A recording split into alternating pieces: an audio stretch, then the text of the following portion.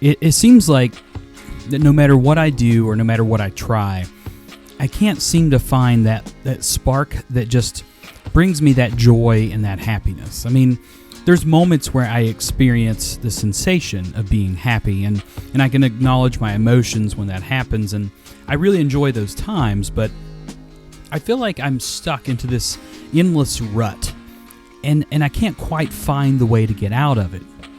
And years ago, when I used to suffer from really strong levels of depression and just negative emotions, I started a free blog called Finding Chad. I don't know if that blog still exists. I don't even really know how to find it anymore. But I just remember I would always write about the things that, maybe I was too afraid to talk to other people about, or maybe that I was afraid that people would judge me too harshly. So I kind of kept it isolated. I didn't share it to my social media, and I didn't share it to anyone. But there were people across the internet that did come across this blog, and that was my first experience ever building a following and having people that I could relate to. But over time, I didn't feel like I really needed that anymore. I felt like that for the most part, I had found myself. I figured out what direction I wanted to go in, and that's what I started working towards. Now, here I am, all these years later, and although I've accomplished all the goals that I set out for, and I finally got to the destination that it was in my mind where I wanted to be, now that I'm here, it's just like, is it though?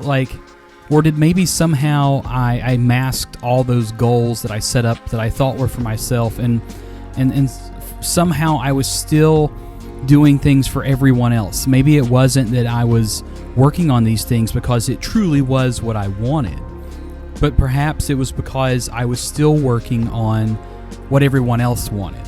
But this time, it just felt so different. It felt different because I had convinced myself that the direction I was headed was where I was supposed to be going, where I wanted to be going. And now that I'm here, it's really not. I haven't found that complete happiness. I haven't found that spark. I haven't found that thing that truly satisfies me.